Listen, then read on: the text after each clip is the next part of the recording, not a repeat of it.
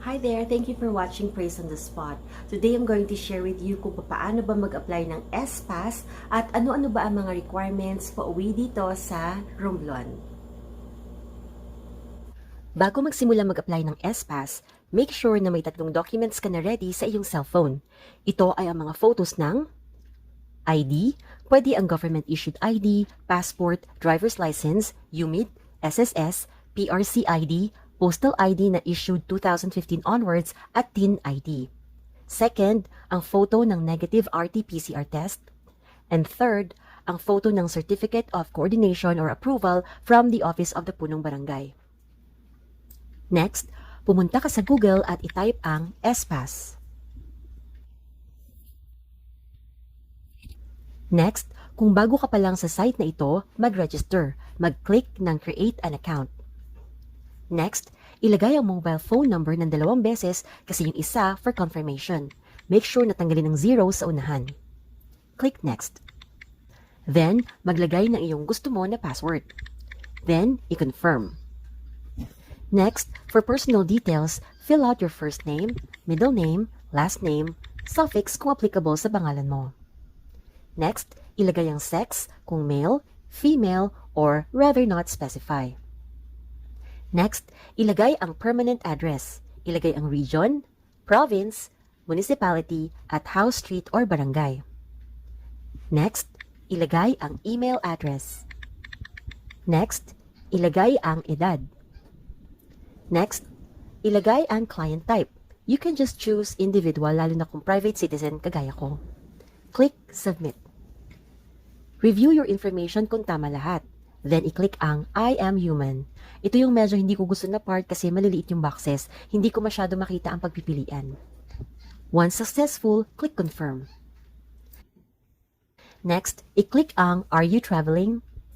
Mapupunta ka sa next page. Itatanong kung apo ikaw or hindi. So, I chose No. Are you in ECQ, MECQ area? I chose No. What is your current location? I chose, syempre, Mandaluyong since doon ako galing. Where are you going? I chose Romblon. I-type mo lang kasi kung drop down, matagal. Dito mo din next na makikita ang requirements para sa APOR, para sa non-APOR, at sa intrazonal movement or yung mga within Romblon lang ang travel. Kapag ikaw ay APOR, ang requirements ay ID, travel order, travel itinerary, symptom screening, at RT-PCR test. Kapag ikaw ay kagaya sa akin na private citizen, ang requirements ay negative swab test from accredited DOH or from Red Cross na within 24 hours ang result prior to travel at coordination to the receiving barangay. Mapapansin dito na wala na tayong 14-day quarantine. Kung ikaw ay babiyahe within Romblon, ang need mo lang ay antigen test. Then click Apply for Travel Coordination Permit button. Pupunta ka sa next page. Piliin ang type of traveler. In my case, other stranded individual. Halos complete na ang information. Next ay yung travel dates, kung kailan ka aalis at kailan ka darating. Next, origin LGU. No need to fill out kasi may mga info na dito at destination LGU. Make sure na malagyan ang house number kasi usually blanco ito. Mode of transportation, I chose C. Type, I just chose private. Then click mo na naman ang I am human. Good luck sa makikita mong photos. Pag okay na, click Proceed.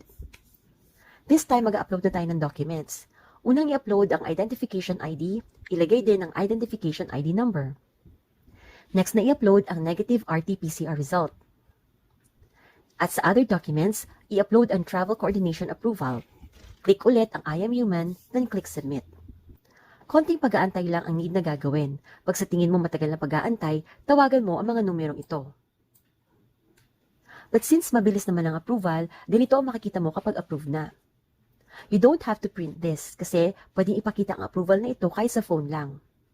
Ipapakita mo ito pagdating mo sa port ng Romblon.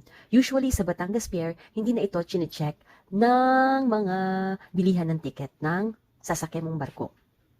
So that is the s-pass process and the requirements in going back to your province.